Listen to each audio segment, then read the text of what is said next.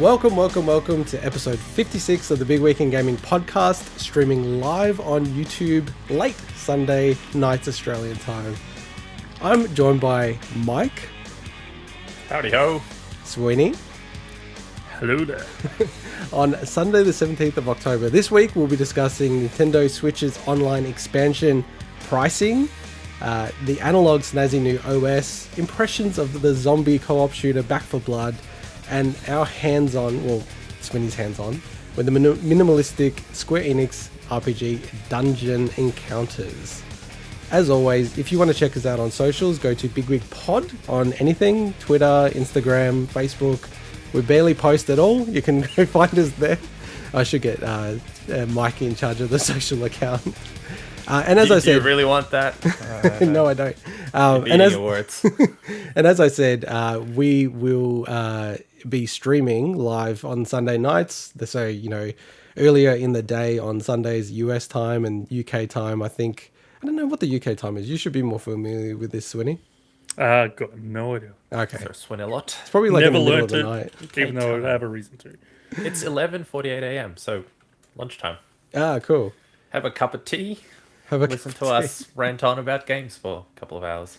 No, fair enough. I like in the intro, like I always try to make things as it's the show, for during the intro, it's like an hour impressions. And no matter what I write, Intergod always takes it to, and my review or Swinny's impressions. And I'm like, no matter what I do, it's just honesty. he's gonna boil it down to that point. It's like, I believe in truth in journalism. Hey, I was pretty good this week. I felt like I read more of the script than I usually do. All right, well, why don't we get stuck straight into what we've been playing?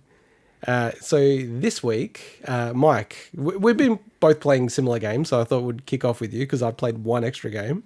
So what have you been playing / what have we been playing? So there you go, Swinny. It's about us. It's about we. We have been playing a couple of games. So Metroid Dread was one of them. So we're not together. It makes it sound like we're playing it together now. So. Yeah, we hold hands and skip, and then we get together and play some Metroid Dread. No, so we both played Metroid Dread. I think you'll talk about your bits and pieces later, I think, in more detail, but I am what I believe is at the end of the game, so I've experienced most of it now. You, I think, have gone maybe a little further. Maybe not all of it. Just to pause you there, sorry to interrupt. Yeah. How do you not know it's the end of the game? Like this no, game... I don't think it is. I don't think it is. As in, this game is really clear if it's the end of the game. It's like I have a feeling the current boss that I'm up to is probably the last boss, but I don't know, and I don't want to read spoilers or anything. So maybe I'm wrong. No, whatever. We'll see. So yeah, we'll talk about it in a bit more detail. But love the game. Absolutely love the game. And I think, Swinny, you were going to tell us something about it maybe later? Yes? No? I was going to say... asking about it. No, the fact that I'm just really annoyed at our current postal service because I ordered the game. It wasn't available for pickup in my local EB Games, so I had to order it through their online store. And I'm like, you know what? I really want this game. I'm so sick of seeing the spoiler articles. Every single website has spoiled certain moments, bosses, and I'm like, I just need to play this bloody game. Yeah. And so I spent the extra $10 for what I thought was going to be Express Post, and I know I should have thought more of it, but I'm like, you know what? It's Wednesday. I'm going to pay for Express Post, and it should be here hopefully by the end of Friday. Because it's Express Post. Or Saturday, because they deliver some stuff on and Saturdays. It still hasn't arrived. So basically I wasted $10 for absolutely nothing. And now I'm like, I just don't have the energy to figure out who do I complain to potentially resolve it, because I don't think there's any way I would get that $10 back. So it's like... No one's going to care. So no, I haven't played it, Mike. I'd like to. And so my own fault for not organising it earlier. I'm not saying there's a way I could have gotten the game earlier, of course, but I didn't think that it would be that much trouble to get it express posted to me. Well, I just to jump in, probably because half our listeners are from the States, so just so people understand, in Australia we still have lockdowns for this thing called COVID-19 Yes. that the rest of the world has moved on from. And curfews. You can't say that word in videos. You get demonetized. No, they've changed that now. Oh, you can say it now. By the way, let's not forget the curfews as well. We're not allowed to go Well, outside that's our where you houses two after guys 9 are. o'clock. You guys are in Yeah, Melbourne? we are. It's illegal to walk outside the house after 9 p.m. Not that nerds like That's us would really crazy. do anything outside the house after 9 p.m., but in the unlikely event I got hungry or something. Well, I was literally calling you guys last night, like at 10, 11 p.m. Drove to This the guy's ocean. showing off. So, you Yeah. know, that definitely, like, the curfew matters to me. But Show off.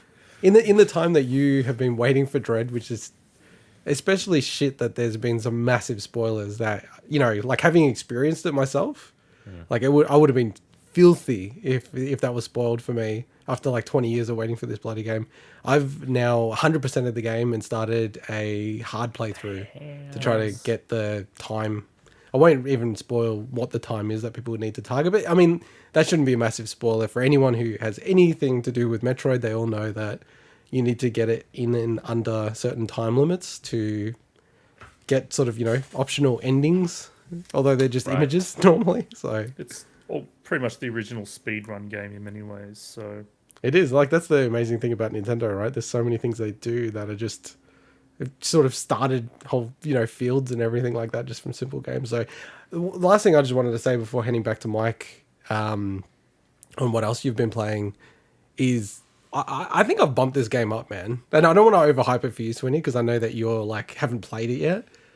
I'd give it a 10 out of 10. Like, and I'll say it's an Whoa. imperfect 10 out of 10. And I know you hate that. So in it's not a 10 particular, out of Swinny. 10. It is a 10 out of 10. It's a 9.8. It's definitely not to the same level. Like if it was a tier list, and I shouldn't say that because I do want to do a Metroid tier list, but it's freaking good, man. Like I honestly think it's really pushing up against being my second favorite 2D Metroid, which is saying something. So yeah, it's just having gone back and just, you know, playing some of the puzzles and the late game puzzles, man, they love Metroid, the team at Mercury Steam. Like I really tip my hat to them. Like it is such a challenge what they needed to do, and it's just incredible how well they've executed. So I cannot wait to hear what you think of the game. there's one funny clip going around at the moment, and it's relatively spoiler free. Do you know David Jaffe, or I think that's how you say it, David Jaffe? Is it Gaffy? whatever. Yeah, but I know who you're talking about. Yeah, the guy, like the God of War guy and Yeah. everything, and now he streams a lot, and he's like lambasting the game for bad game design because he didn't realize there's like a piece of the roof he needed to shoot, which is clearly signposted by the enemies in the room above you, and it's like, then they've cut in the clip with all these other streamers and everything just casually shooting the roof. Because the game naturally teaches you to do that in It actually does. the teach you. tutorial and all this Yeah. stuff. So it's like, man, like, and that guy's like, he's obviously very, you know, well-regarded video Massively. game designer, Yeah, but massively. clearly he didn't get that one. Well, you know, you're a bit of the master of the schedule, Swinny. We should do a special on game design and just, you know, especially old game design versus modern game design, and, you know, how much space a developer is given. Because you look at stuff like Dark Souls, and I feel like, you know, people still criticize From Software saying it's inaccessible to games, it's unfair, it's wrong the way that they set out their games. I think it'd be a really cool topic to cover because, you know, just the last thing I'll say, because we've gone on for a while about Dread, is just, you know, like they've really respected the franchise and tried to modern it as much as possible, but also, you know, nod to some of the things that happen in the earlier games in a really smart way. And I don't think ever really blocking your progress. So, I can't wait to hear what you think of it. And I'm not necessarily expecting, knowing you, that you'll think it's one of the greatest or anything like that. But I just, be really interested to get your thoughts on it. Look, I've never played a Metroid game I didn't like, so I'll preface that by saying my copy of Other M is unopened. So, True. And Mike, going back to you just on Back for Blood. Yeah, I had a couple of other thoughts about Metro Dread. Oh yeah, go about on, it go later. on. If it's massive ones. No, just so I'm relatively newish to the Metroid franchise, I guess, having just recently played Super Metroid. So it's really cool to see the contrast and see how Super Metroid was still fresh in my mind when playing Dread.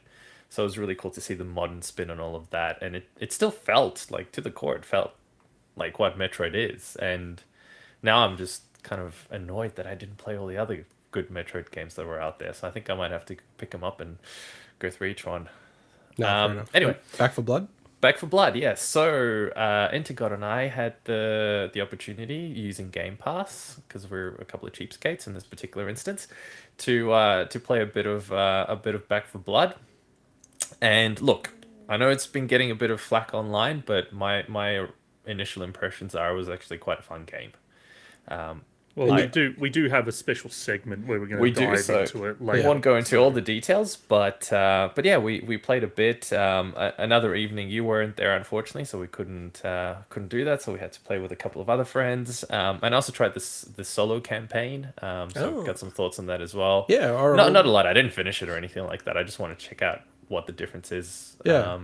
And yeah, we'll save some thoughts for later. But all right, well, let's cover it then, because yeah, like I know it's sort of been a bit review bombed, so I think our impressions are quite different to a lot of the other folks. I think so, yeah. Like I said, I played similar stuff to you. The one difference, and I hadn't mentioned it previously, is that I'd been playing a little bit of Nickelodeon All-Star Brawl.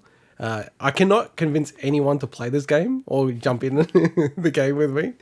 But actually, my wife's brother plays Smash a lot, and I went to their house, now that the lockdown's, easing, at least in Sydney, and just catching up with family and stuff. And he had a go at it as well. And he's very much of the same opinion of me. It's just very, tight, just such a tight game, really fun, but absolutely a budget game. And bare bones to the core.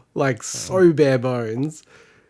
But, personally, I kind of felt like, and it sounds stupid because it's fundamentally a big company behind it. But I was I just want to support this developer, the same developer of Slap City.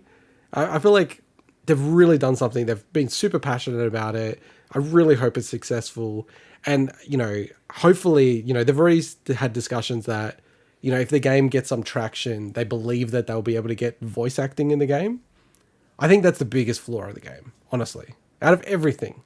They have rollback netcode for even Switch 1-on-1, and they have it free-for-all 4-player rollback for other systems. So, the core elements are all there for this game. It's just the voice acting is so odd when you play it initially. When you play it for a bit, you don't really notice it. But I'd love for you to have a crack maybe when I'm down in Melbourne, Swinny. So I've watched a lot of this game. Because obviously it's huge in the Smash community and they want it to be a thing because they want an alternative to play and one that's got rollback netcode out of the box officially and everything. But there's not even, for me, it's even watching it, the lack of voice acting impacts your enjoyment of even watching it. And some of that's just the fact that there's not even any grunts or when people are swinging their sword or whatever. And there's just, it just feels almost like you could just replace his characters with polygonal models, like the original Smash 64, and it's there wouldn't be that much more life to it. The character models and everything generally look really good, but as you said, it's you can tell that obviously it doesn't have the budget of a Smash, not you'd expect it. But my question for you, Intergod, is there anything in the way at all of single play content at all in the game? Yeah, I mean, there is. It's not like with Smash Ultimate, and I'll just explain this so everyone understands as well, how you have this sort of arcade mode where you can progress through, say, 10 battles. It has that, and it has one-liners at the start of each one. So, it has some structure of who you're fighting, why you're fighting them, little lines and stuff like that. Not much to it. This game is super bare bones. So bare bones. But the one thing I'll say about it before moving to you, Swinny, and I'm super keen to hear your impressions on a few things, including a certain PlayStation 5 that you may have or may not have bought, and also the Elite Controller Series 2. And that's coming up shortly. But I actually think, because we sometimes have people come over our house, when we're allowed to, in Australia, because it's a nanny state here. I actually think I'll put this game on at parties and not Smash Brothers. I was thinking about this the other day. I'm I don't know if it's because it's new for me, But I feel like this game will resonate with more random people than Smash Brothers will. Because there's still a segment of people that's like, yeah, video games, I get that. But kind of like everyone, because it's covering so many age demos, they'll go, oh yeah, like even like with my wife's brothers, like, oh, turtles. Like, what the hell? There's like turtles in this game? Okay, cool. Cat dog. So I don't know. Like I'll see, when we have some people over. I think some people want to come over and play Smash, so I might throw this game on instead and see how it fares. But yeah, like, how about you, Swinny? What have you been playing this week? A few things, just like normal. So the first is I've been playing a lot of Dungeon Encounters. Later on in the show, I'm actually going to talk about that in depth. About, I put about 6, 7, 8 hours. I can't remember exactly into that. So I have a really good feel for what they're going for with that game. Also been I didn't necessarily start it this week, but I put more time into Final Fantasy IV. So after beating Final Fantasy 2, Final Fantasy 4 was next on my checklist for my gaming resolutions. Hoping that I'm kind of planning to maybe wrap that up this week and then move on to Final Fantasy 5, which is the last of kind of the retro Final Fantasies in my list. So that'll be fun. The game I've probably put the second most amount of time, other than Dungeon Encounters, this week is Kingdom Hearts 2 Final Mix. So let me just grab something on that. So basically I've been playing it on, as most people would expect, on the HD collection, which is Kingdom Hearts HD 1.5 plus 2.5 remix. Not to be confused with the other collection, which is Kingdom Hearts HD 2.8 Final Chapter Prologue. And it just makes me wonder why you need to put prologue in the end of final chapter. It's like, this just seems the most redundant, stupid naming ever.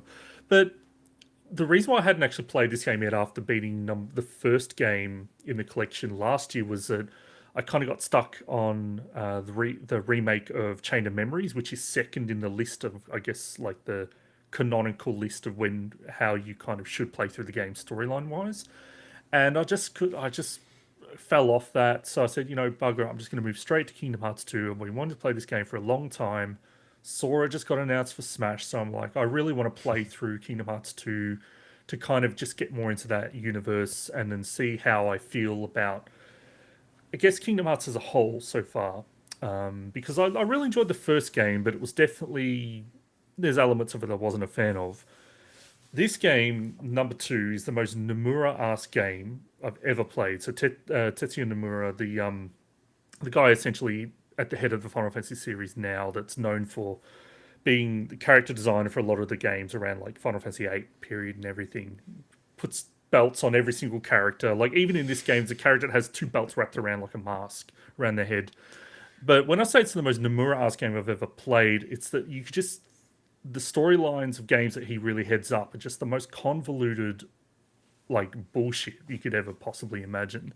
And that was no more prevalent in Final Fantasy 15 for me. And I see where it's kind of progressed from the Kingdom Hearts series to the Final Fantasy series and crossing over there. But look, so far that narrative, you see it in the B-roll at the moment, there's like, anytime you get away from the Disney characters and you kind of get into a lot of this own, world with the Organization 13 and everything, none of that honestly interests me in any way. So I'm hoping that I grow to enjoy that side of the story. At the moment, I just like going to the different worlds and, they're based on the Disney franchises. And like, I enjoy that part in the moment-to-moment gameplay. So I'm hoping the storyline of Kingdom Hearts as a whole does actually get better for me. But anyway. Just on the storyline, do you reckon you could, without any other resources, like any other YouTube videos, when you finish playing through, say, Kingdom Hearts 3, come back on the show later and explain the whole storyline and the timeline of Kingdom Hearts? I'm expecting I won't be able to. Like, the thing is also, does that include me having played all the games in between, that are in those collections as well? Because they're apparently very important to understanding the storylines. So I don't know. I've heard that it's one of the most convoluted stories in gaming, so we'll see when I get to that point if that's the case or not. So at the moment, it's not too complicated. I mean, it's probably starts off pretty simple. So yeah, and out of anyone, like what have you played? Literally hundreds of JRPGs, so you're attuned to the motifs, the hierarchies, the archetypes of the characters and everything. So if you can't understand and follow it, I feel like that totally puts a stamp on this story is convoluted. Yeah. But And I'd have no hope. It's I will say I had to kind of do a refresher on what the hell actually happened at the end of the first game before I started this one. So anyway, but no, that's not the only thing I've been playing this week. I've been also playing some games on my new PlayStation 5. So Oh, thanks to the help of the amazing Intergot, I managed to score myself a PlayStation 5 about during the break of the show, and I set it up, tried it out a little bit, and then unfortunately couldn't actually play it for a while. And the reason I couldn't play it for a while is that all the games I own that I could play on it, whether or not they were, something like Astro's Playroom, or they were my PS4 games that I bought, generally are all very action-heavy games, so lots of button pressing and everything. And around that time, from playing too much Tales of Arise, I'd actually got RSI in my hands, and it's jokes aside, so at that point, I wasn't playing any games that required me to, mash buttons all the time because I was easing up on all that stuff. So I'm sitting there looking at this PlayStation 5 and being like, there's nothing I can really play on it at the moment that I own. So when things started to, get better, and this week I'm, that stuff's all healed up, finally jumped into Astros.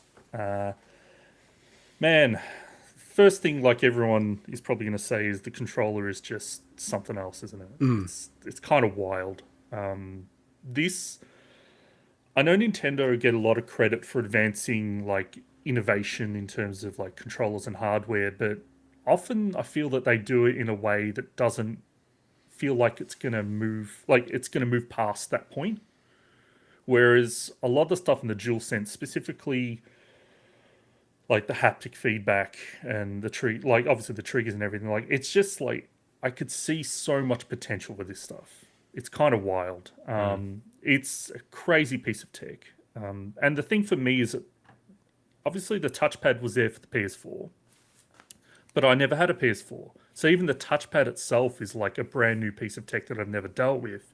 And when you're in Astro's Playroom, which is just an absolute delight to play and just amazing. Just on Astro, before you move on, just quickly, how many hours have you played it? It's a very short game. I'll get back to that in a Okay, second. cool. So I'm really I keen just to hear want your to thoughts finish on off talking about the controller before I move to the game. So the section where you're actually rolling the ball using the touchpad was actually one of the most impressive things to me, because that's something I've never done using a controller ever before. And I know it's, you had the Steam controller originally tried out for that stuff, but I've never used a controller that has that kind of input device to it. But yeah, look, just wrapping up some overall, I guess, hardware and interface thoughts. Obviously, it's an amazing machine. Having one in my house is very different than looking at one in a picture. I realized that I'm not a fan of the way it looks sitting next to my TV. It makes me actually honestly want to get black faceplates. Black faceplates. Black face. I need to mark this time. Okay. You're the one I said black faceplates. Okay. You're the one that interpreted that differently. That's what I heard. I'm literally going to put on YouTube a YouTube short and then have the thumbnail like Justin Trudeau in blackface on the side of the I want to get PS5. black faceplates, right? Yes, that's better. Not black face plates. Black face plates. Yeah, you're the one that interpreted it that way. So the reason being is just so it's honestly less of an eyesore. And I don't think the Series X looks amazing or anything, but it's just a black box, right? So you kind of whereas the PlayStation 4 looks like some we talked about it before, looks like a Mass Effect gun I've got sitting next to my TV. Someone described it on a podcast, and I think it's so apt that, you bring a lady or a guy home, sitting down on the couch, and maybe they're not the biggest gamer, right? If there's a Series X, it's okay, whatever, right? That's totally normal. Yeah. The PlayStation 5 draws your eye. You look at it, you're like, what the hell is this? What is this guy into? Just I had the comical nature of even setting the stand up. I was like, what am I doing? This is a video game console. The fact that you have to, when you're laying horizontally, figure out like how the stand connects to it, and I'm like, Yeah, it's fair. why? Like, I've never had to do this for any console ever. It's before. over-engineered. It's just kind of Overstyled, wild to me. yeah. So, but look, the interface as well. Look, the one thing I love about it is it's like night. I'm fairly certain it's like running at 4K. It's HDR. I know that much. Series X doesn't do that. Like, it's one of the things that really annoys me about Series X is its actual user interface doesn't run at HDR. So every time you swap there from a game that's running HDR, the TV has to flick back, and it's like, and it's so look the so the PlayStation 5 looks amazing on my TV. The interface itself, and it sounds great. Like, I've been trying the 3D audio, but I've only got Astro to really try it with. Eventually, I'd like to give it like Returnal a shot with that stuff and really see what that is capable of. But I thought that the Xbox, they did the update for 4K, so it's just 4K but not HDR. Look, if it's 4K, possibly, but the HDR is what I noticed because I'm playing a lot of games that are running, especially Xbox One games like Kingdom Hearts that are auto HDR. So every time my dashboard, it has to swap back, and it's just jarring. So Yeah, that's horrible. That reminds me of like the PlayStation 2 era, where some games would be running at 240p or 480 and like interlaced, and it would like flip back on some TVs. Like CRTs were fine, but you plug it into anything else, it just blows up capture cards and everything. I have heard that it may be in the cards. So, but yeah, look, overall, I need to spend more time with it to really, judge how I feel about it. Like, it's a fantastic system. Can't say anything about that. I haven't spent enough to kind of say, look, did I think it was worth actually spending the amount of money at the moment? It does allow me to play Final Fantasy 14, so that's one thing. So, but you should be saying you're coming from a non-PlayStation 4 owner, right? Like, I think that's a totally different equation.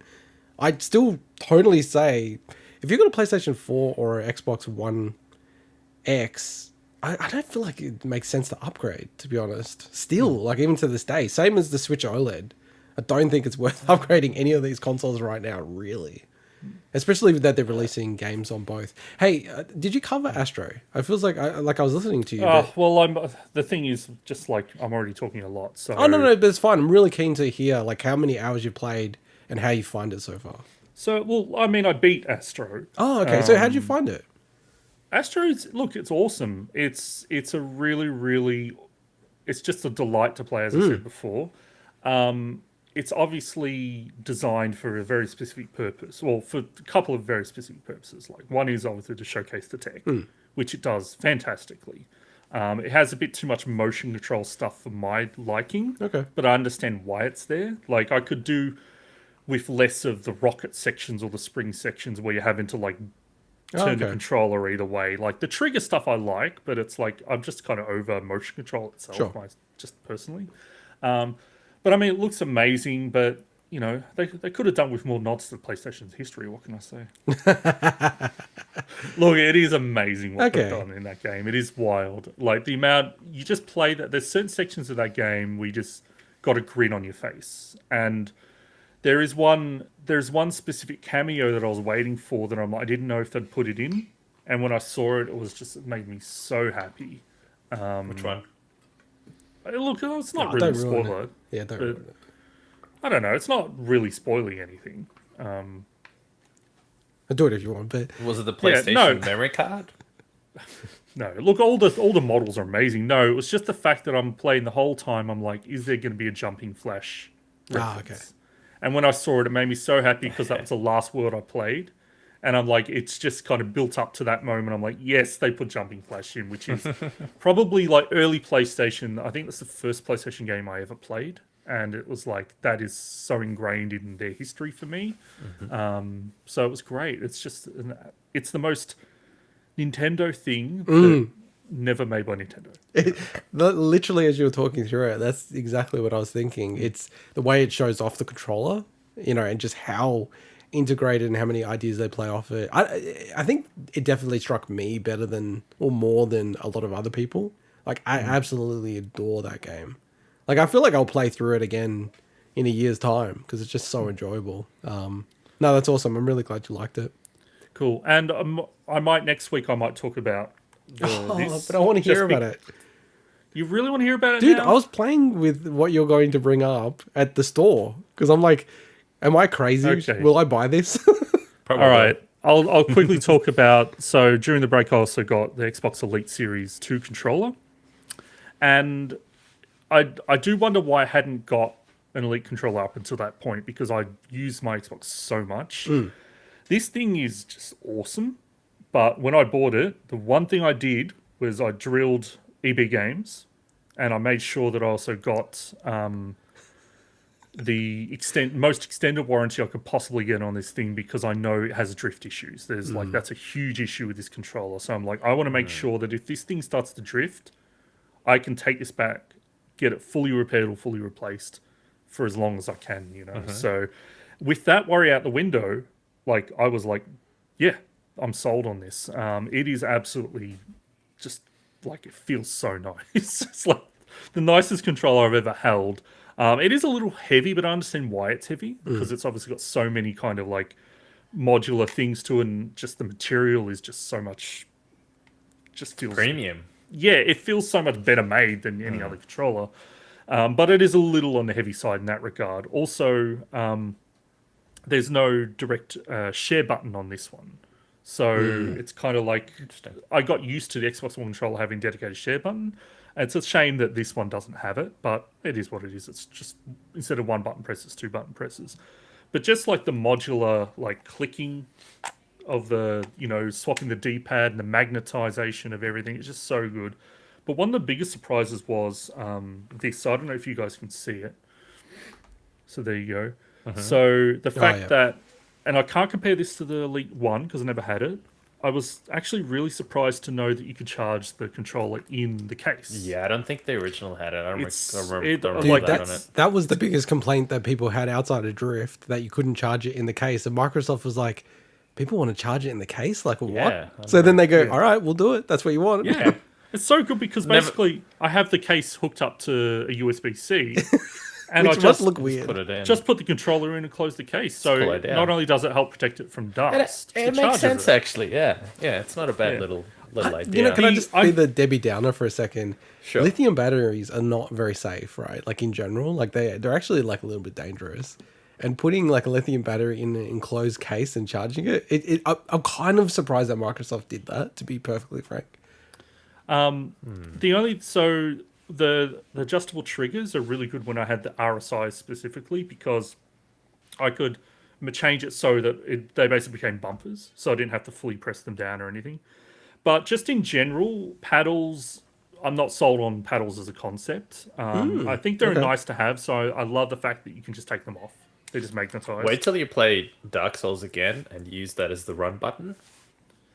I've played third-person action games, and the things I've tried, I'm like, I'm going to teach myself to use these, and so far I haven't played a game on it where I felt that, other than helping out during that period when I mapped a couple of stuff so I wasn't mashing the triggers, but that's a very specific situation.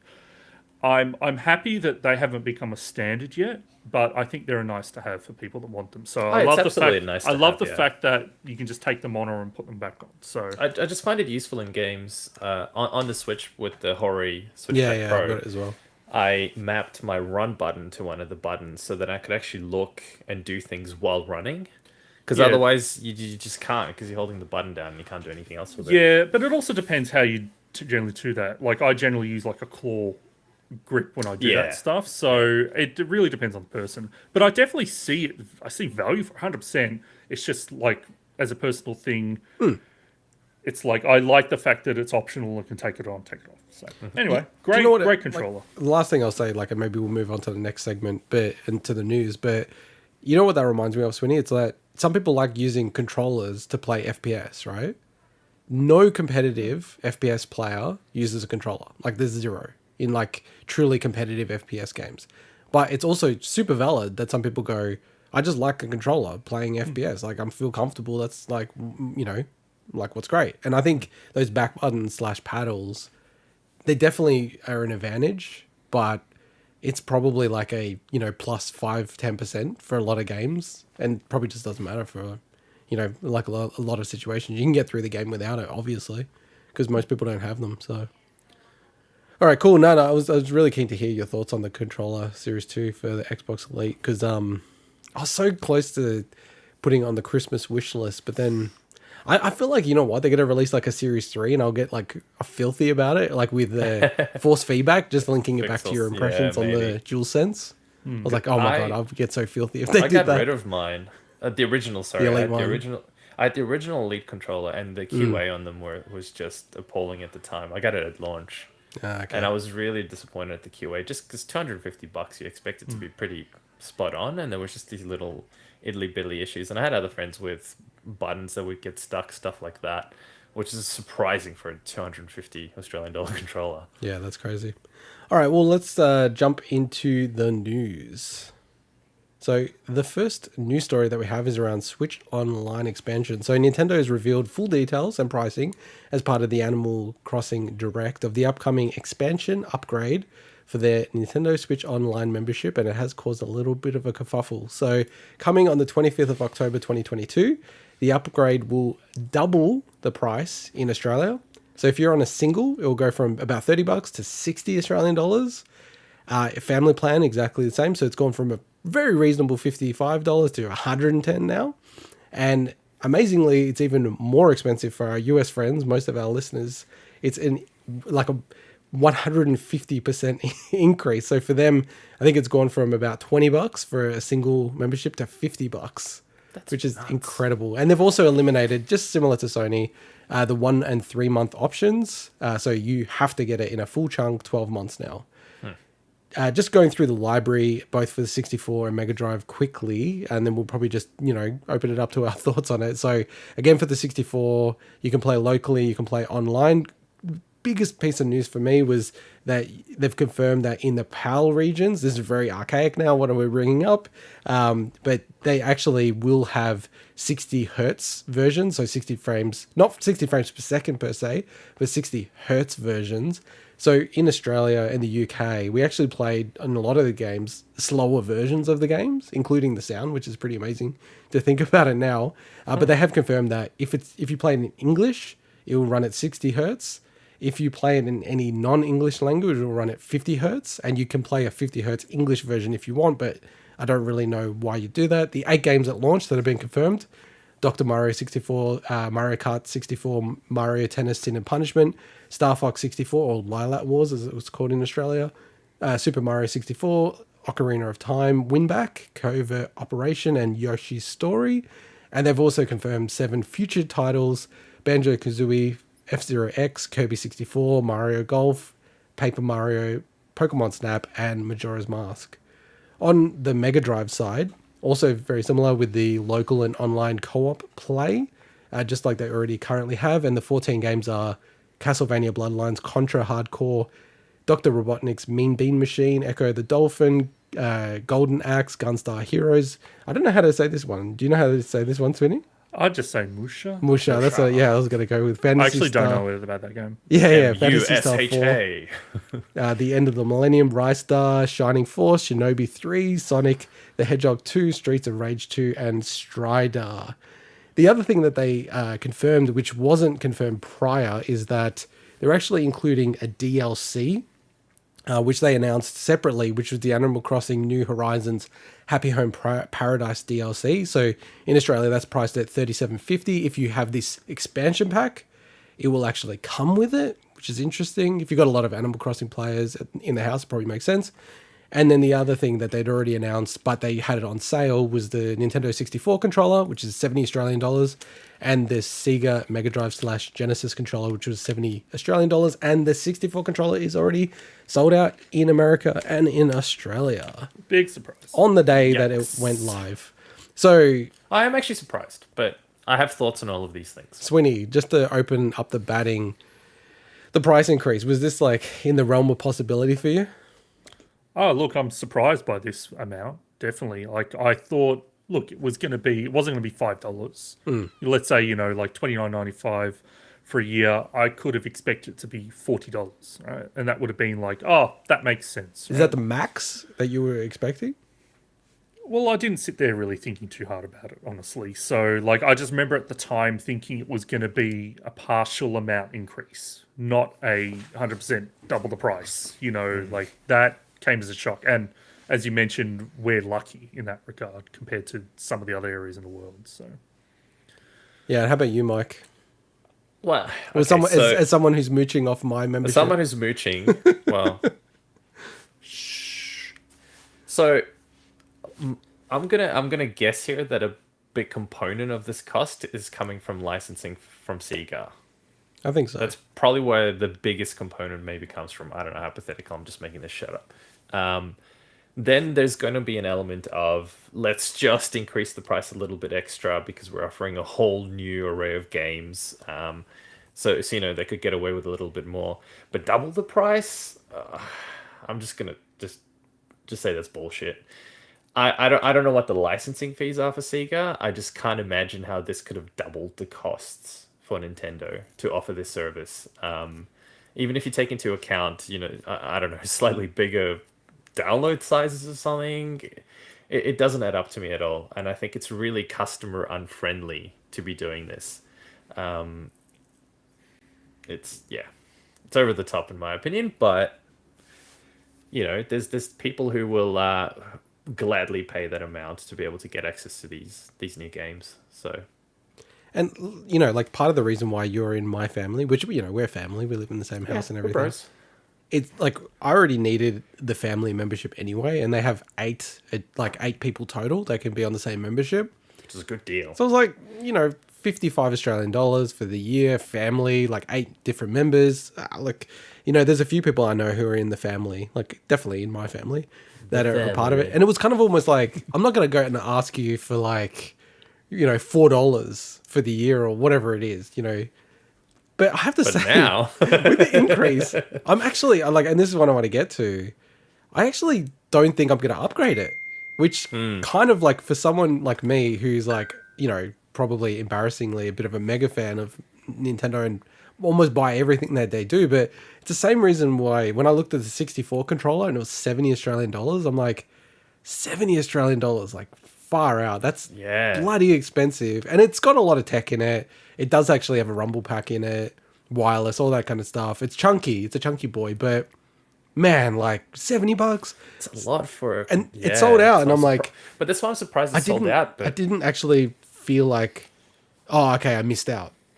I just actually, like, my feeling was, I'm kind of glad it sold out because then I don't have to worry about buying it and for like now, getting weak and buying it. How about you, Swinny? Because like I said, you're mooching off my thing, so it's really like if you bother me and want to get the 64 thing, and then we'll work it out. But Swinny, I'm not. Oh, sorry. I thought you said Swinny. You're mooching. I'm not. No, you're not mooching. I'm saying Mike's mooching. You're not mooching. You've got your own thing. Are you going to upgrade? So I've got a few different conflicting kind of points on this. Like before, when you asked me, obviously I didn't state whether or not I actually thought the increase was justified or not. I will upgrade at some point. I'm not going to rush to upgrade because I don't want to upgrade and then just like, me, like I've always got so many games. I kind of want to have a time when I'm not playing a lot of games I'm super interested in that I can actually sit down and say, hey, now they've added Paper Mario. That's a game I never actually played through properly. Now I can actually play through that. So for me, it's kind of, I'm going to wait until they add a few more titles that are kind of like something I haven't experienced. And, they've got Sin and Punishment there for launch, which is a game I could never got my hands on. So I don't even know if they ever released that in Australia. I don't think they did. I know they put it on like the Wii Virtual Consoles and stuff. But basically, Sin and Punishment was such a late release that I think fairly certain it didn't come to Australia. But it's... The thing for me is if I look at this in the context of we've got this existing $30 membership, it's ridiculous, that price increase. If I look at this as if this was a brand new service for that amount of money, I actually don't have a problem with it. So it's the reason being is that when you actually still add it up across the year versus the titles you can have access to, I actually think it's very reasonable.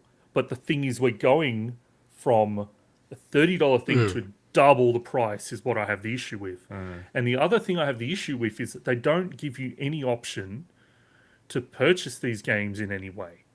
Right now, if they did, Wow, if it's they said, intentional. yeah, if they said, hey, you could actually purchase these individually for $15, right? Some people will probably pick and choose, right? But still, if you add up the fact that even if they charge only $10 for them, that's $30 that you've got to going to have access to all these. Plus, and the Mega Drive stuff I'll get to in a second. Like, there's these a lot of these games are actually very substantial games, like way Yeah. more than the SNES games, and definitely more than the NES games. So you're actually getting much more content than you like compared to those other services. But the jump is the thing I have the problem with, and Yeah, and the fact that they're cutting out the ability to only get it for 1 or 3 months. So see, That's I think absolutely ridiculous. that this all looks into God. Sorry, I don't mean to butt in, but this all looks intentional to me, obviously, because they know that if they offer 1 or 3 months, people will just get the 1 or 2 games that they actually want to play from the catalog, and then that's it. They'll drop the membership. Maybe they'll get it for another 3 months or something just to finish the games they want, and then that's it. So they force people, I'd imagine, to do it for the full year so they can pay the full price. Probably only play 2 or 3 of those games. Again, obviously not offer them separately, because then people would just buy the 1 or 2 titles they actually give a shit about. This is intentional. Clearly, it's intentional. I mean, and again, I find it extremely customer unfriendly to do it this way. So it's such a, to me, I feel like it's such a, it makes sense for Nintendo to do it, but because I've never been a huge Nintendo lover, I guess. I mean, I've appreciated the games that they've made, but I'm just seeing through this, if that makes sense. I'm seeing the sneaky marketing that they're using, and to me, it's almost hypocritical of them to do these really cool, friendly, family friendly games, yet have really, really horrible tactics like this, in my opinion. Have you ever met a company that they were inspired by called Disney? Yeah, I know. It's literally changed their whole corporate culture, Disney, when they did one deal with them with the Hanafuda cards. Sin and Punishment never released in the West, actually, for 64. Yeah, like, I don't know why I didn't remember that. One thing for me, Swinny, was like, I feel like genuinely, like, let's be real, the Nintendo Switch Online shit. Like, it's the worst of all. Download rates are the worst. It's genuinely worse than the 360. It's probably more on par with the Xbox original Live, and maybe worse than that. No voice chat, flaky as hell. Smash is annoying if you're not got a LAN connection. Even when that, it's still not ideal. I kind of just wonder though, with the price point they hit originally, everyone's reception was like, "That's cheap. Like, it's shit, but it's cheap." Right? Which I think if you're a business, you're never wanting to hear that. If people go, "Oh, that's really cheap. It's really crap, but it's cheap." You want people to have a bit of a mixed view on it, and then you go, "Okay, we've priced it right." I feel like I wonder if they've gone far out with like, price is wrong. We need to bump it up. How do we do this? And this is kind of a bit of the correction that they've made to take some of the punishment. Good point. And it's shit. Like it's way too much. I feel like even with the correction, even if they shaved like $10 off it, it's way more reasonable. Like, if they said it was like $50, I'd be like, dude, like $50, really? But this is so much. It's gone the other way. I don't think I'm gonna get it. I'm in the same boat as you, Swinny. Like, I don't need any of those games. I've played almost all of those games. Probably 3 of the games I'm really keen to play are actually the confirmed future games. So I think I'll just hold out there. Sorry, go Swinny. No, the last thing I was going to say was, I think the selection they've done for the Mega Drive is actually absolutely fantastic. Like, Castlevania Bloodlines, Contra Hardcore, like, those games are such classics, especially Contra Hardcore. And then you add in Phantasy Star 4, which I've never played. Like, I'm actually mostly keen to play those games because I grew up with the SNES, right? Yeah. Now, no, that stuff's been available, a lot of them on Mega Drive collections and things. I'm not talking Sonic. That game's been released, like Sonic 2 and all that stuff. It's the fact that, like, Castlevania Bloodlines hasn't been available on that many things, or Contra Hardcore, you know. So I am really keen to play that. And I know that wasn't really part of the announcement news, but it does form part of the fact why I would be okay with subscribing to this. I just wish they didn't force you to do it for 12 months. That is the part that I just can't fathom. Yeah, you're like, great point. Like, the Mega Drive Genesis titles, like the best Sonic game, it's actually an insane list Gunstar games. Heroes, games like that are absolute classics. If people do subscribe to this and they've never played the Mega Drive or Genesis, like, get into this catalog. Like, you pretty much play any of these games. Echo the Dolphins are okay, but most of them are like either the best in their series or just standout games on their own. Maybe for the final point with you, Mike. Two final points. I wonder how much it would cost to just get a 64 with secondhand somewhere, and then just get one or two of the games you actually want to play. Just give me the It'll short story probably be on that more one. nowadays, yeah, unless you get lucky at a flea Like market. 100 years worth of subscription. It's also the fact. It's also so the maybe fact. it's not so bad. It's also the fact that unless you go down the emulation route, like just getting them to look, you could like. Most of the ways you're going to be able to get them to look on modern TVs aren't going to be great unless you spend a lot of money anyway. So, sorry, I just bumped my microphone if you could hear that in the audio version, but I was trying to grab the Wii U that's on my desk. I mean, like, that's the thing, right? I can still just play the Wii U version of all of these games which are on Virtual Console. Until they take the store down, though. Which they will. So very shortly now. Yes. After this, surely they will. Yeah. So just a quick point about the DLC for Animal Crossing. Also the free DLC. Is it too little, too late? I don't know. I mean, I've been out of the Animal Crossing game for quite a while. I don't know if you. I don't think you're still on it. I believe this is their last big update for the game. Okay. So that they said essentially it's like that's why it's like a big paid expansion pack. And they will sell tons of this, or people will buy the upgrade. Like, this will sell because people want more. Absolutely. Just to clarify, because I don't want to do a correction. So there's two DLCs essentially. There's the title upgrade that Animal Crossing is doing to version 2.0. So that's free. There's a bunch of stuff they're adding in there, and it's actually really cool stuff like Brewster and a whole bunch of other stuff. And then there's the paid DLC, which is like based on, it's pretty much the 3DS game, which was a separate game that was linked to New Leaf, but this is like integrated as DLC, which has been the strategy of Nintendo now. I don't think it's too late. I think it's actually really good. Just going back to the whole DLC being part of it, I have seen some takes from people saying, I wonder if like DLC will be a part of this thing in the future. If they do that, that might be like the most unbusiness-like move Nintendo could ever make. Like, that is like the total opposite of the business move, the strategy of why you even have DLC. Like, you monitor DLC pricing, it never goes down, or very, very rarely, and only fractionally, because you're already talking about people who have to be pretty into the game to then want the DLC extra. It doesn't make any sense to have that as like a Game Pass alternative. But I think this is a good test case for them. I don't think it is, because Animal Crossing is the second most popular game on the Switch. And if you look at the people who buy Animal Crossing, they're not necessarily... Like, if you look at the segments of the market, they're like some very distinct people. Like, some people bought the Switch only to get Animal Crossing. So that's why I wonder if they included it to try to get people across the line to bump it up and expand what they're playing a bit more. But we'll see. Like, I'll be super interested. I think if they do it, they'll probably do like something like Luigi's Mansion DLC as sort of like a part of the expansion. That would be my prediction if they go down that path, because that game sold well, but probably not as well as they wanted. And that's a weird DLC. I don't think it really sold well. So cool. All right. Well, let's move on to the next story, which is about my favorite company. It gets a lot of heat. I feel like I'm gonna.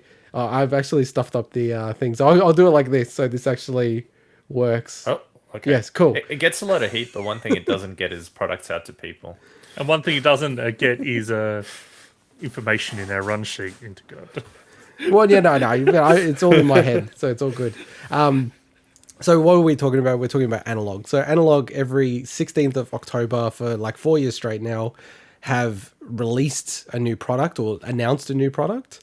And as Mike rightfully criticized, the last two announcements, which were last year the Duo, which is, PC Engine, TurboGrafx clone, FPGA clone, hasn't even had an announcement to say you can order it. And then the Pocket, which was 2 years ago, to the day, effectively yesterday, I have two on the way, and they have been delayed twice. So it's December now. And I do get nervous when I think they'll be shipping it from like, their factories in China / Vietnam or wherever it is, then all the way to Seattle and then all the way to Australia. I feel like I might not see it until like Feb or March or something like that. It's going to be brutal. Especially when Australia Post get involved. Yeah, true. In that case, it's probably 2024, but yeah. So when they did post on Twitter to say, hey, we've got like a special announcement and all this stuff, man, I think I said to you guys from memory, like I got like super, super nervous, right? So I was actually very pleased, and I'll run through this fairly quickly. Fairly pleased to see that they didn't announce a new product, like massive tick. They really were just talking about, what's happening with Analogue going forward, and then also like with the Pocket itself. So what they did is they sort of, showed off the UI, the operating system for the Pocket called the Analogue OS. And like number one off the bat for people who are listening, check it out. It looks, to me, it's so sick. I love the interface. Like the interfaces with Analogue to me are just like perfection. Like they're so well designed and thought through. Like the Pocket itself can display any color, obviously, but the whole interface is built around a black and white motif that to me just looks really, really cool. And the whole idea behind this is that it's actually like a library. Like they're trying to go for, the one-stop place where you can find everything. Some of the big announcements that they've included, like with all this information that's coming out, is that, and we didn't know this before, that you can save the game state at any moment in time. So these are like cartridge games. You can just press the button and actually save your state and pick it up later. To me, even though I already ordered 2 Analogue Pockets, that was like almost the most important thing for me to know what they're doing around that, because I was like super nervous to go, shit, if I'm trying to like find, even with Game Boy games where they're built around, get up and go, not being able to just like pause really quickly and then go to something else and then pick it up again. Like I was just kind of nervous about that. I was like, oh, is it going to be like a low power mode? Like all these issues like that we're going to have. This is awesome. This is actually the first time it's ever been done, where someone's been able to have a proper save state FPGA with cartridges themselves. The other one, and this is where it gets a bit interesting for me, is they talk about you can create and share playlists. Because there's a library, you can actually go through all these kind of things and pull together playlists that you can take the SD out and give it to someone else and put it into their Pocket, and they'll have that playlist. One thing that I love, and it's a little bit down on this page, is you can track your gameplay. Like I love this in the DS and the 3DS. So like I'm super pumped about this kind of stuff. This is very, very cool. Screenshots, I'm big on screenshots now. I took stacks of screenshots when I was playing through Metroid Dread. Like I totally understand that this has happened, but you have to actually add your own box art. Like they have a really cool layout where it shows all the box art, but that obviously is not going to come with the Pocket. Totally understand why from a copyright perspective. And they are treating this as like a reference level database. So they're putting in a lot of effort, just like they do with their FPGA, to actually get this working. We already knew that you can plug this into like the CRT, the like handheld or like an LCD screen. It did make me realize like these are LCD screens, not OLED screens. And they are making that like just reinforcing that to people just to remind them that it is that. Just the last few things on this page that I wanted to shout out, that even though they've announced all these things, in December when they finally start shipping units with Analogue OS 1.0, it's almost all of them are not going to be available. Like library memory and tracking will not be available at launch, which is most of the stuff that they've talked about in this. And that even when they launched the library feature, it's only going to be Game Boy Advance, Game Boy Color, Game Boy, and Game Gear, not Neo Geo, Pocket, Color, and TurboGrafx 16 Atari Lynx. So do you know if there's what the method for actually updating the the firmware or whatever is? Is it as simple as, hey, if it's got a Wi-Fi connection, or do you have to actually go plug it into your PC and do all that stuff? Good question. I don't think they have Wi-Fi, so it with standard Analogue. Well, maybe I'll answer, Mike, because I've got a few Analogue products, but like the standard ones, you actually just put like an SD card and it updates the console itself. And they've built it, like as opposed to other things, even computers, they've built it in such a way you can't brick it. It's like unbrickable, even if you have a corrupted firmware that you're trying to install on it. So they've thought about that pretty deeply, but not a Wi-Fi based solution, unfortunately. The one other thing is like just a few things I wanted to point out that the Analog OS, they're actually going to make it work on the Duo as well. But they've confirmed, and it's in the Polygon article I'll show next, that it will not work on the prior Analog consoles. And I was like thinking about it, I'm like, shit, I think they might again re-release the Super NT, so like the Super Nintendo clone console and the Mega Drive, and incorporate these library features. And, you know, they're all obviously trying to protect themselves with some of the disclosures here where they talk about, you know, Analog Pocket does not play copyrighted ROM files, plays legacy game cartridges via the cartridge slot. And the other critical one is it doesn't operate using any BIOS files or any other entities, and it designs all of its hardware from scratch. So, like, you know, they seem to be pretty good operators, the guys who run this company. I think that they've already thought through if they get sued, you know, like how do they stand up against all that kind of stuff. Here on the Big Week podcast, Big Week in Gaming, we ask important questions. And the question I have for you, Intergod. Yes. Have they confirmed if Phil Fish is making the little intro track for this new OS? Because he did make it he has made it for the last two. So he made it for the Super NT, and then I think he also made it for the Mega SG.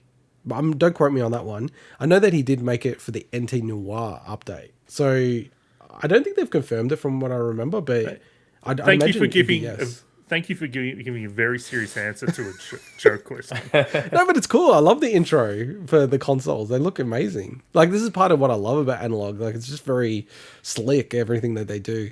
I just going through the Polygon article quickly again, because it actually has the guy who runs, like Chris Tabor, who runs Analog. Like, he's actually quoted and interviewed a little bit. I did find it funny how it says, finally, Pocket gets access to save states and screenshots when it's not even out yet. Disappointing that they're not going to backport the Analog OS, but maybe that's because of, you know, the functionality of it all. And again, you know, Kevin Horton, or, you know, Kevtris as most people know him, you know, getting a big shout out in this article, which I thought was really, really cool. They are using experts and researchers, people who have complete game sets for a lot of these systems, to make sure they're cataloging everything correctly. And just to let you know how it works, and I think it's really cool that you can actually go into like a game store, pick up like in this article is talking about Legend of Zelda Link's Awakening, which has 18 different revisions, plug it into the Pocket, and it will tell you which revision the actual cartridge is. Wow. So like, if you're into that kind of stuff, it's like, to me, it is like the absolute, you know, like, it's like a dream device for me. Like, and I know people are probably going to attack me and say I'm an analog shill, but like, for what they're trying to do, it's pretty amazing. And then the last thing I just wanted to shout out is I feel like this whole part that they go into from Chris Tabor is like a bit of an attack on the Mister. And you know what? Like, I will get a Mister. And I don't understand why people need to have like console wars and all this kind of stupidity. And what's happening now is like, it's getting to be like Mister versus Analog, which I'm just like, it literally can buy both, or you can buy the Mister and not buy Analog, or vice versa. It's fine. Well, also, one is very much a different level of consumer. Yes. You know, like, I would buy an Analog Pocket, right? Yeah. I wouldn't buy a Mister. You know, it's just not. I want the plug and play, or as close to plug and play as you can get with these kind of devices. Well, you know what? It's like you've read this before. Chris Tabor has got you in mind, Sweeney. So he's like talking about like off-the-shelf dev boards. He's actually saying that they believe, because there's two FPGAs on the Pocket, it's a lot weaker than the DE10, which is the one that's all based around the Mister. But he actually is saying that they expect most of the cores, so like, you know, most of the systems to come onto the Pocket. Kevtris, in like this Discord that I'm on with them all, he actually did confirm in the Discord that Super Nintendo Genesis is definitely coming to the Pocket. So it almost seems like officially it will come to the Pocket. And, you know, a lot of the way that they're talking about the playlists and loading games and everything like that, it sounds like when the console, the handheld, and I'm expecting it to be jailbroken, which means you'd be able to play ROMs off the SD card, which they don't approve, but funny enough, a lot of the people who work at Analog are the ones releasing that like firmware, which, you know, ... I just feel like, you know, it's kind of like being built to like be a Super Nintendo Genesis and below like console on the go, which is just nuts. It's very telling that they did the 4-face buttons, really. Yeah, exactly, right? Like, given all the kind of consoles that they're trying to target, even with the GBA, it doesn't need the 4-face buttons. And then the last thing is just that more, like this is from Chris Tabor, that more pockets will be in stock and shipping a bit after pre-orders ship. So, like, trust me, we're trying to do everything we can to keep these in stock. You know, COVID hasn't done anyone any favors, and we've gone to great lengths to produce as many as possible and continue to do so. So, people are always asking about when are they going to allow for pre-orders. It does seem like in December onwards, they will open up for pre-orders again. So, no, like, I thought it was a really cool update. It's been received very poorly by, like, the community who, like, cares about this kind of stuff. You know, I think it's really great. There's, like, a lot of cool features that they're showing off with the Pocket. You know, I'm really, really looking forward to getting mine hopefully in December, but we'll see how that goes. And yeah, like I can't wait to like other people can order it because it's kind of been like a bit annoying for everyone that they haven't been able to actually order it like all this way through. All right, well, let's move on to our next story, and I think I have to go backwards for this one, but over to you, Swinny. Yes. Now, screw that talk about retro fancy handheld collection. Let's talk about a big, meaty, manly RPG for once. So we actually finally got some news, some juicy news about Obsidian's new RPG, Avowed. So for anybody who doesn't remember, Avowed was revealed back in June last year, and we haven't seen anything but the teaser trailer that they showed, which is all cinematics, which is playing in the video podcast right now.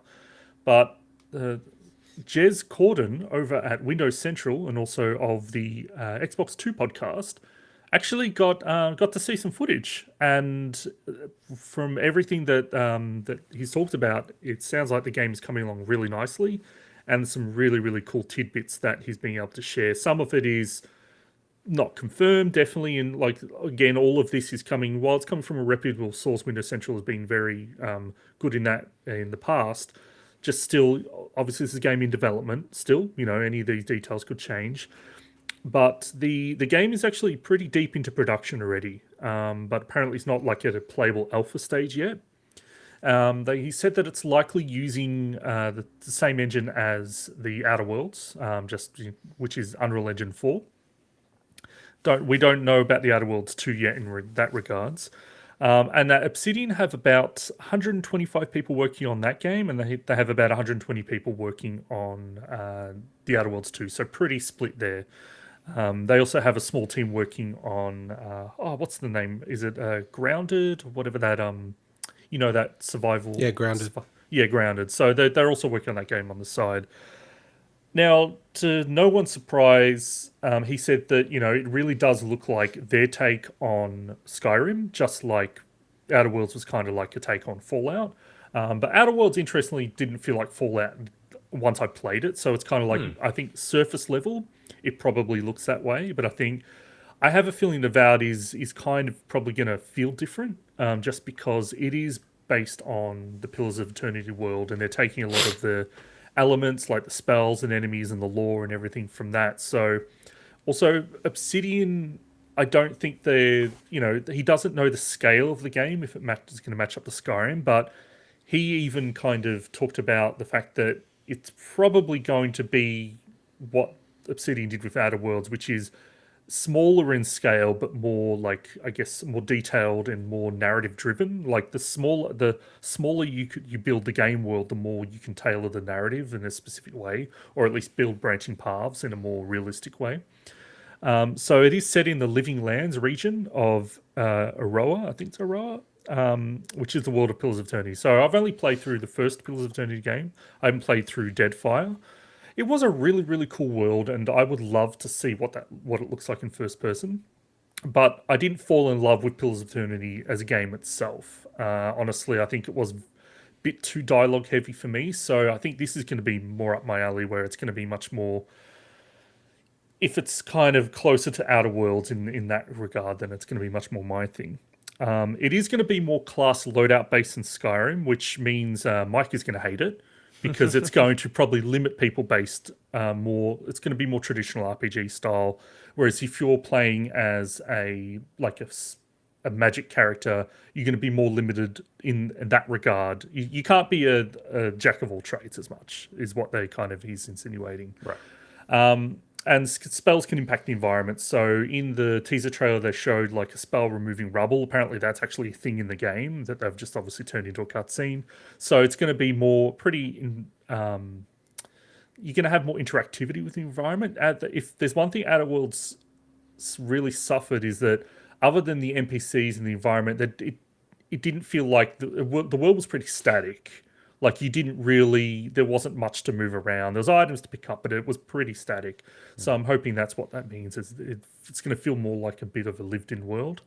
But yeah, the last point that he said is that he thinks it's a good chance that it's going to be shown off at E3 and likely going to be a 2023 release. So unlike when not BioWare, when Bethesda teased, Elder Scrolls 6, and then, it's obviously a long way off. This is actually deep in development, and we will likely see something at E3. So awesome. Really, really cool. To go from no news at all to this is just great. And a lot of people are super pumped about this. And one cool thing as well is if anyone's interested in learning more about the world that the game is set in, the Avowed subreddit is really, really cool because there's already established lore from the two Pillars of Eternity games that people are actually already writing beginner's guides on the world. So if you're super keen, you like it, you can actually go and check out some of what the world's based on. So absolutely, yeah, nice. That looks really cool. I think we're all keen on this game actually. Like even I'm keen on it. And about that kind of class-based stuff, that's kind of the way I naturally thought Skyrim would work. And it wasn't until I picked the wrong class and I started doing different things, the game started to evolve to my playstyle. And I'm like, oh, okay, I don't have to worry about this. So I probably just need to be a bit more mindful of that going forward, I guess. All right, moving on to our final story before we get to the Minute Mike roundup. And it's more of my type of stuff, which is the Amiibo roundup that we have. So just quickly, like on, because, my wife is like massive on these Amiibo. Series 5 Amiibo. I must admit, when they first said about the Series 5 Amiibo, I thought they were talking about the Happy Home Amiibo, like the new Home Amiibo that they released already. And a lot of people do call that Series 5 like already, which it now isn't, because this is now Series 5. Like there's 48 Amiibo card. I'm hoping they have like a box set because I can buy the whole bloody thing. Like that would be handy for my situation. But yeah, like I'm looking forward to when these come out. They're already for pre-order on Nintendo Store Australia, and I think they'll hit up on EB Games pretty shortly and other places. But one thing I wanted to speculate on is just around the recent Sora announcement. And just to give you the full context here, Mike especially, so far with Smash, every single character that's been in the game, so there's now 89 confirmed characters, right? Every single character up to this point has had an Amiibo, right? Now, a lot of people, that's all they collect. They collect the Smash Amiibo. They've, started from Smash 4, which was on the Wii U, and it's continued through. It's still the same Amiibo, right? The one thing was, I was starting to think about this the other day, and I was like, well, hang on a second. So they announced Sora, and I always say this to Swinny. I'm like, are they guaranteed to have the Amiibo for everything? They've kind of been a little bit wishy-washy on it. They're sort of saying, yes, they are going to do it. No, they're not. Up to this point, we've gone like every single Amiibo. They've said, yep, they're going to have the Amiibo for it. And then I went back and watched the Smash Direct that just happened with Sakurai, where they announced Sora, and that's the last Direct that they ever said they're going to do. And I started thinking about it. I'm like, wait a second. In the Direct, they actually spoke about, Steve, Alex, and Min Min's already on the way. We know about that. Then they also said, okay, we can confirm Sephiroth, Pyra, Mithra, and Kazuya all getting Amiibo. But they were completely silent about Sora, right? And I'm like starting to think, shit, like, they've said absolutely nothing about Sora. Everyone knows how crazy Disney is about, like, restrictions and everything like that. Then I thought, I wonder what they did with Bayonetta. Like, it's got to be like, this is probably just what happened, right? So I went back to the Bayonetta Direct, like where it was a full Direct around it. And when they announced Bayonetta, they were also like, okay, the speculation, are they going to have all those Amiibo? And then they confirmed, yeah, we're going to have Cloud, Corrin, and we're going to have Bayonetta, right? So then I started digging more about it, and I'm like, shit, there's like absolutely zero confirmation that they'll have a Sora Amiibo. And I thought, this might be the most Nintendo thing if every single amiibo for Smash for every single character apart from Sora. Like that would actually piss me off so much. I was about to say it's like it's the end of the world. His OCD is just gonna be. It's like the OCD of the century. Yeah. My, as the resident amiibo expert, especially around release dates and distribution, I have a feeling that there will be a Sora amiibo, but because of how annoying Disney are to work with, and I say that from a personal standpoint, I have worked with them once. Oh, you better not say too much, but yeah, let's move on. Yes, they are very restrictive, and I have a feeling that it just wasn't at the point where they could even mention it. I have a feeling it will happen because I think the Sakurai will make it happen because I think that I get the feeling he would want that to be the case, and even if it didn't end up being make them much money, I think he would just want it out of spite. Yeah. So I have a feeling it will happen, but they just couldn't even mention it. I'll say they definitely won't make any money on that amiibo, like zero, right? And I think because if you look at the character model for Sora, so Sora's coming out in a few days, so we'll probably have our reflections on it next week, Swinny. There's actually a Disney Mickey Mouse sign on Sora's Keyblade, right? Like in the actual 3D model, which was a big deal because even just something like that, like the Mickey Mouse sign, they are so crazy about that and protective of it.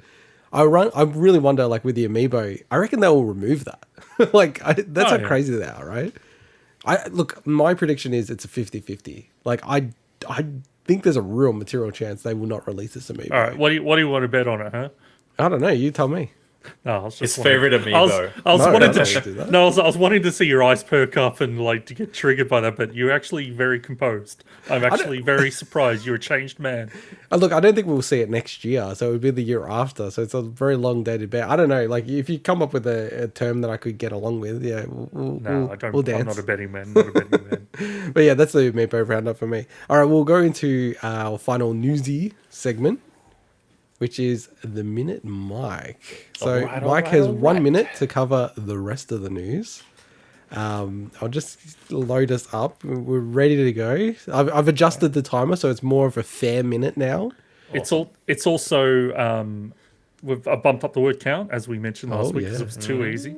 So it's hovering around 180 now. Oh, shit. What? Is that even? No. So we said no. We won 50 last week, right? And you finished it easily. That was comfortable, yeah. However, the 150 last week included... So each line in our run sheet has a little symbol. I realized the 150 includes the symbols. But the 180 also includes the symbols. Okay, so it is like a 30 up. But then I made a couple more. I'll also say that I double-checked the timing and I shaved off 20% of the time because it wasn't a minute, right? So we've gone up... by 20% words and down 20% time. So you might lose this, Mike. Oh, boy. All right. So let me know when to start because I'm not going to look at the screen. Okay. And remember, if you lose, you have to run through naked the next packs. No, please. No. For the sake of everyone, no. Wait, I'll be fairer. You start and I'll go into the actual, B-roll image, all right? Okay. Ready? So start whenever you want and then I'll jump across. Cool.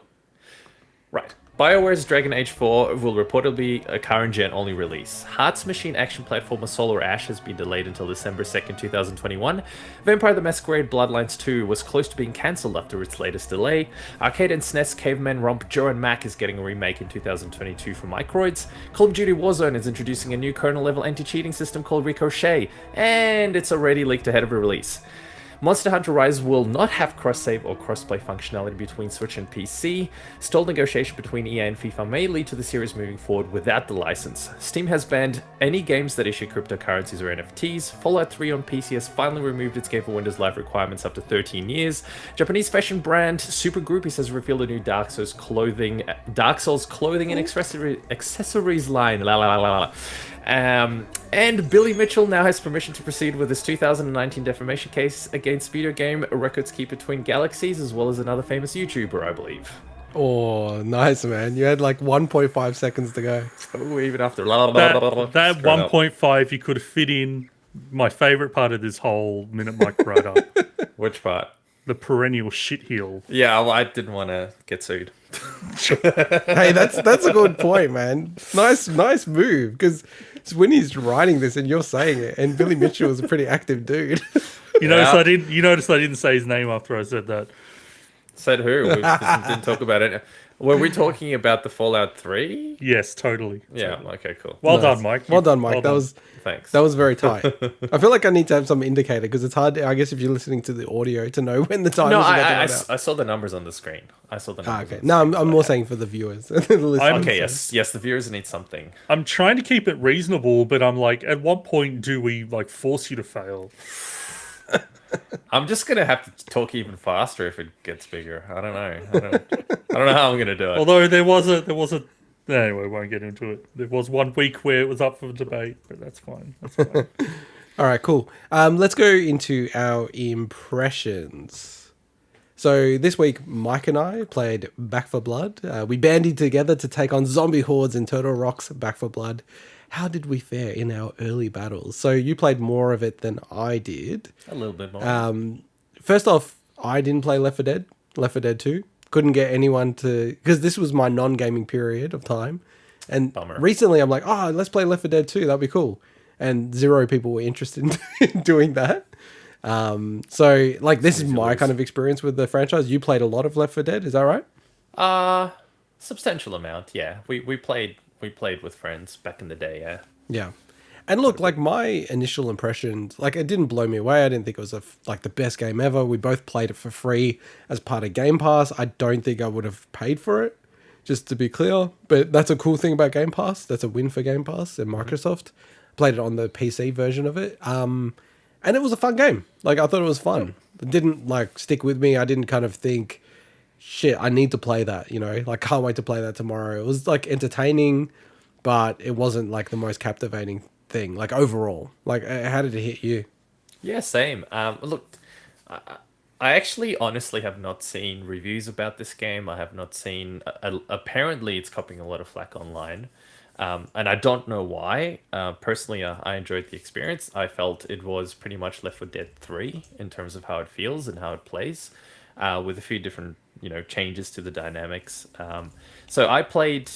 For a little bit of background, I played the beta when that originally came out, and then I played a bunch of rounds with you, played a bunch of rounds with some of our other friends, tried the solo campaign, and in the solo campaign you can experiment a bit more, because I think from what I've seen, it gives you access to all the cards. So the game has a card system, and you unlock, I'm not entirely sure how yet, but you unlock various different cards that give you different kinds of perks.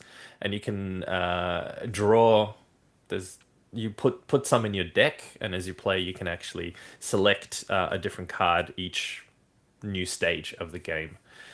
So you can mix it up, and you can try different combinations, different variations. So, for example, when I played the solo version, I focused purely on faster reload and more accuracy, but at the downfall is you couldn't use aim down sights. So you purely played without ever aiming down sights, which changes the game a little bit compared to how you normally try to play it. But in terms of the gameplay, I don't know. I find it fun. As you said, it's not one of those games that I think draws you in like Destiny or something, where it's so bloody addictive, no pun intended, that you just feel like playing again and again and again. But I also wonder if there's a bit of a peer pressure thing, because we didn't get an opportunity to play every single night with the same people in the same crowd. And you really do need to have, I think, 3 people, including yourself, that you know and you speak to really, really get the dynamic going properly. But I enjoyed it. I'm actually kind of looking forward to the next one. I wish Swinny would be interested in joining us, because we always seem to be one person short anyway. So wink, wink. Yeah, the idea of playing a game like that at the moment just hasn't been super interesting to me. Like, I liked Left 4 Dead, but also zombies as a concept isn't generally appealing to me. But Left 4 Dead was kind of yes. What? Oh, Ridden. It's not zombies. It's not zombies. Sorry. How dare you? Zombies generally How dare don't. Zombies in other media equivalent. I know. I'm dead. And I think with Left 4 Dead, that was really very much a hey kind of like flash in the pan moment where it was like the big thing at the time. Plus, Mike actually bought the game for me, so I'm like, I actually feel compelled to play it as well. Oh, you don't have And to, I but liked okay. it, but also I wonder if the gaming landscape is just so different these days. Like, I just wonder if there's just so many other experiences that kind of are along the lines, like your Vermintides, and not to mention as your Destiny, like your live service games that aren't obviously different, but like there are other things like that now that is it special anymore. Yeah, I think there's nothing novel about this game. Like, there's the card system, but again, that's been done in a lot of different games. For me, never played Left 4 Dead, and this structure, okay, it's a bit unique, sort of. But I knew so much about Left 4 Dead already that I think it would have been really cool at the time. But with this, it doesn't feel like it's captured any of the zeitgeist. And I do worry about anyone making these type of games, like these co-op survival progression type games. Like, this does not feel like this is taking off at all. I don't know about you, Mike, but yeah, it hasn't really fared that well from a review stance. Yeah, I wonder, like, the player counts and stuff like that, what they're doing. But I wonder why ultimately, because it's solid. There's nothing fundamentally bad about it. Gameplay's good, shooting's great, everything's kind of fun about it. I just think it's also maybe a saturated market. People either So, have the games they're already playing or different genres. I know one of the friends that joined us is into Destiny, so it didn't click with him because he's used to a certain engine, he's used to a certain thing, certain type of gameplay. So he had no interest, I reckon, by the end of the session. And I just think there's too many bloody games out there well, at the moment that it's hard to just stick with something like this. this is a Seinfeld reference, but we've already got a George. Like, I feel like these type of massive online games, they suffer from that. Like, I look at Rocket League. Like, if I'm gonna play a multiplayer game, I'm like, I just play Rocket League. Like, Rocket League is honed to perfection, and I know it's a totally different game, but it's that multiplayer element to it. And again, it's just we've already got a George. I don't need That's another George. that's how I feel about Smash Brothers and Nick Yeah, Olsen's. very cool. It's kind of like, as you said, it's like I already got a game like that Yeah. fills that spot. But in terms of Back for Blood, I mean, there's definitely a lot more discussion and there's more buzz. This is going to be a horrible comparison, but I think it's apt. It's definitely got a lot more buzz than Evolve, which was Turtle Yeah. Rock as well, right? So it's definitely a step up from that, as you'd expect. But yeah, like if this didn't launch on Game Pass, I think would be like nobody would be talking about this game. I agree. I totally agree with that point. Probably a good I strategy think to put on the Game Pass Pass as well. has really saved it if it's going to do anything. And Evolve was actually a bit of a novel idea at the time. Like, that was a very remember, yeah. even I wasn't really into got a copy of gaming, it. and I was like, damn, that's a really cool idea. I love that. I love the logo. Like, I thought that was just brilliant and like so clever. It's almost the best thing of that game, unfortunately for it. Like, it genuinely is like one of the best like typography logos of all time in gaming, in my opinion. But yeah, look, I'm keen to go and play it a little bit more before I I'd hand love to install play it. more. Yeah, But, I actually want to finish the full campaign at the Oh, very okay. least to go through the whole thing. Yeah. Can I ask, is the backlash to do with the single player campaign? Because I know that the single player campaign doesn't give you progression Correct. Yeah. outside of unlocking maps and stuff. You get no achievements, as far as I'm aware. You get no progression. There's no.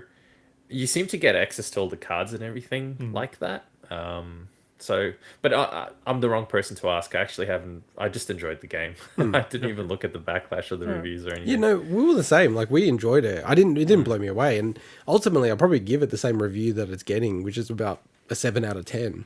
Yeah, But probably. I didn't hate it. Like, I don't know. I just don't understand the furor that some people have just around, blowing things up. So, yeah, we'll go back to it. Maybe, like, even if it's just you and I, Mike, I'm happy to duo up and match up with some randos and Couple of we'll randoms, have a chat maybe, with some randos. We'll go off Shout party out chat. to our homie. All right. Well, One let's go mentioned to same. the final segment of the potty and hand over to Swinny. Oh, I've been dreading this. So, all right. So I'm going to talk about dungeon encounters, but I'm giving everyone a warning that this is the hardest game I think I'll ever have to explain. Not because it's complicated. If anything, it's not super complicated. But all the game is systems and mechanics. So if I lose anyone along the way, I'm so sorry. I'm trying my best. But basically, dungeon encounters. So it was actually announced Tokyo Game Show. So only like we talked about last show, so it's only been less than 2 weeks, and came out on Friday. So very quick announcement to when it dropped. It's developed and published by Square Enix. It's coming. It's out on Steam, PlayStation 4, and Nintendo Switch. So I picked it up on Nintendo Switch, and it's essentially, I'm going to repeat a little bit of what I mentioned last week, but I think for anyone coming straight to this segment, I think I need to. It's a bit of a pet project from Final Fantasy legend Hiroyuki Ito, who's behind some of the series' most famous battle mechanics, including the active time battle system, which is essentially everything from Final Fantasy 4 to Final Fantasy 9 was using that famous, where you got a charge meter, and then as soon as it charges up, you can attack. And that's very apt because this game is all built around the ATB battle system as well. And so basically, I'm about 8 hours into this game. And I'll explain what the game is in a second, but I'm about 25 levels deep of a 100-level game. So there's still a lot of mechanics that are still a mystery to me. They show some of the stuff or the name of some of the stuff you can get, but you don't know what it's going to do. So a lot of what I say could potentially be even changed when I get further into the game. That's why I was initially going to review this game, but I think you can't fully judge the entirety of its systems until I think you really get further in. But what kind of game is it? Well, for anyone watching the video version podcast, the trailer that's playing is one of the best representations of this game. It is basically a minimalistic dungeon crawler RPG where you're descending level by level and completing the map by just filling in the empty spaces, which such a strange concept, but it's weirdly was compelling to me. So that's obviously why I picked it up, and so I'll talk about in the show. But in terms of the flow of the game, think of Diablo 1 where you start, I forget, do you know what the village is called? Do you remember that? Tristram. Yeah, Tristram. So you start in Tristram, and then you eventually progress further and further into, the dungeons by finding the stairs down. That's basically what this game is. The flow of this game is that each level you find a staircase to go to the next one. And then there's like a home base at the top with like shops and everything. When you go about like 10 levels down, you can get like a two-way teleporter that takes you straight back up to level 1. There are other shops in different maps as you go lower down. But that flow is it felt very similar to me. It's like, okay, I am progressing further, and there's times when I may need to go back for various reasons. But you start off the game by choosing a party from a pool of different characters, and you get one paragraph of story. That's it. It just pops up in a window. It says, hey, there's this academy and this mysterious dungeon appeared. Go explore it, basically. And I get the feeling it's probably not going to give you more story than that. This is purely a game you play for the love of exploration and honestly like completionism. It's that kind of game. And like the characters have a little bit of flavor background when you look at their profile, but they're all mechanically very similar. I've heard that some of them can do slightly different things as you find them, because you can find new party members as you get further and deeper down. But I honestly have missed a lot of them. I've got to go back and look for them, because the ways you find them, you've actually got to kind of search them out using coordinates and everything. Question. Yep. Did you play as the cat?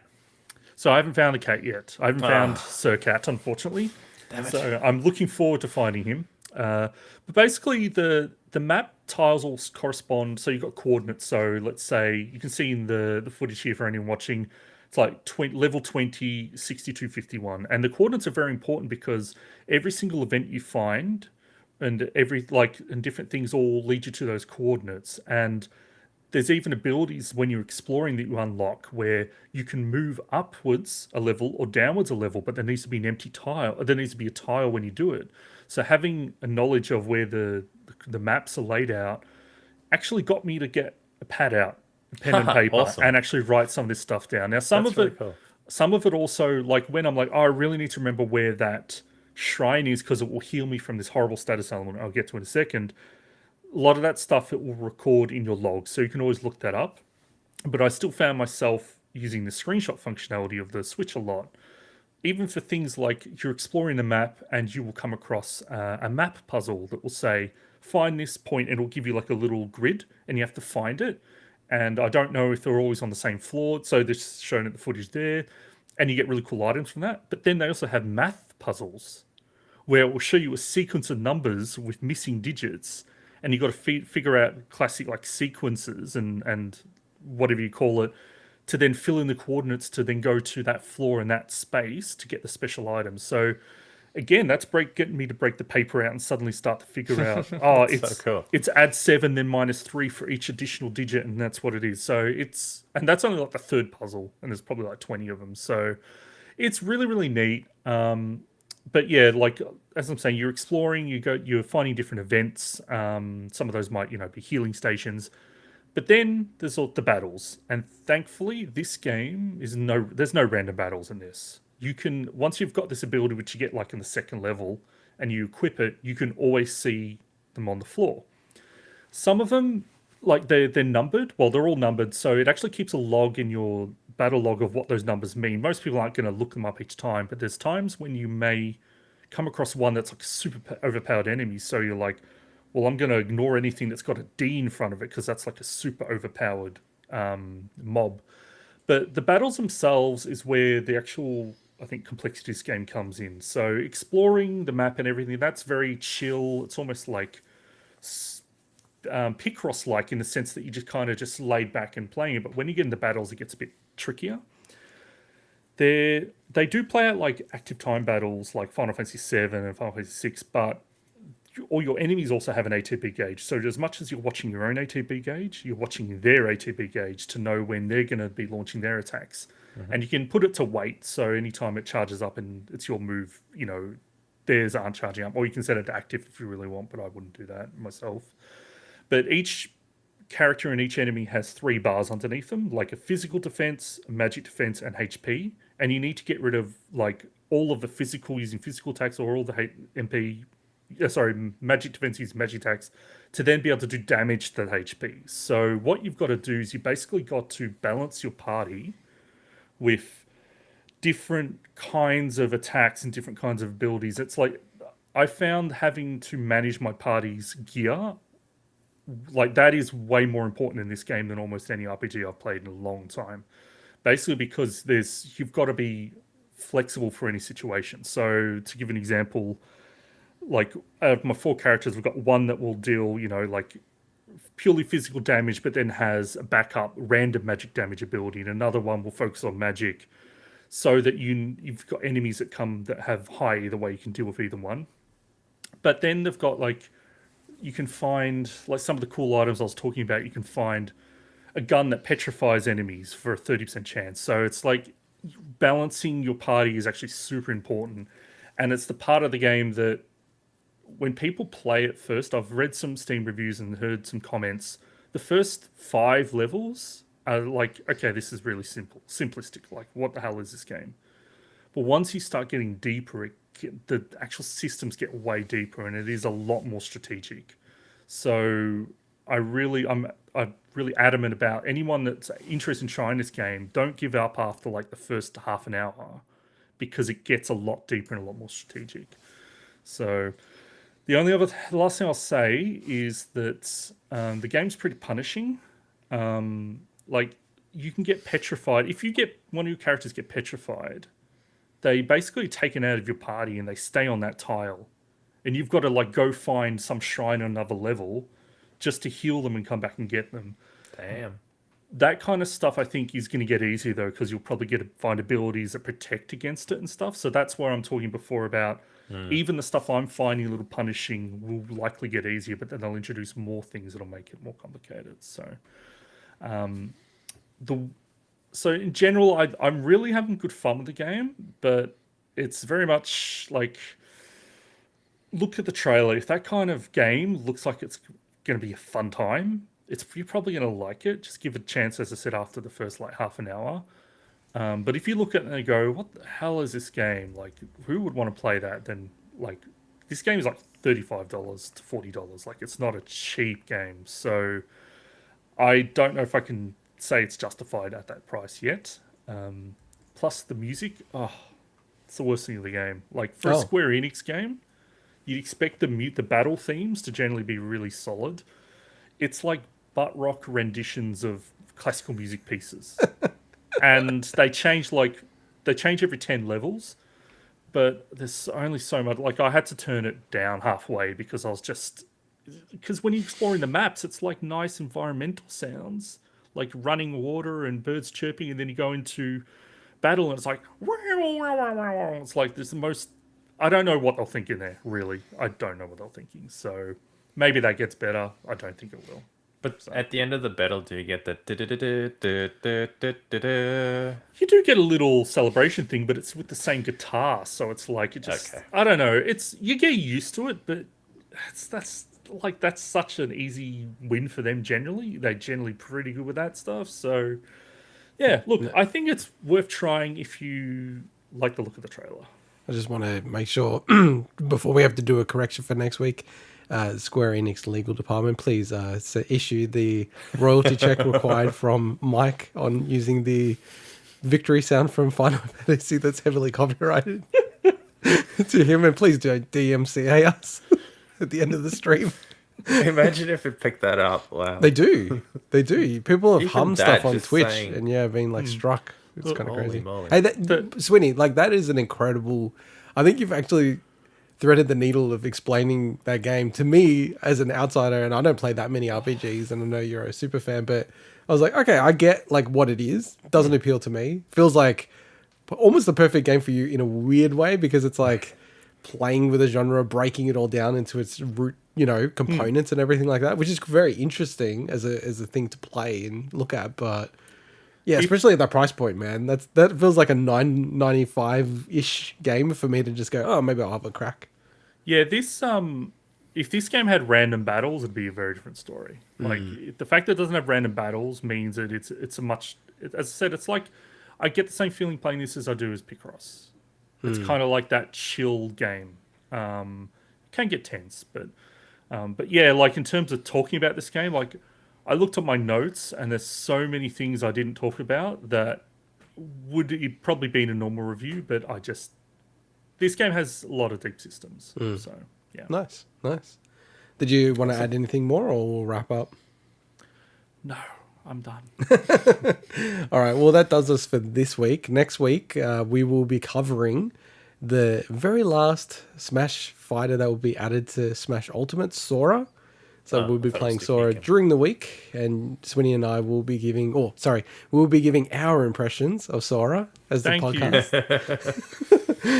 And, knowing Swinny, who loves the DLC fighters, almost mains exclusively DLC fighters, and the amount of moves that Sora has that I saw so far, I'm like, oh my God, here comes another one of these swordies that you love. So, but we'll see next week. But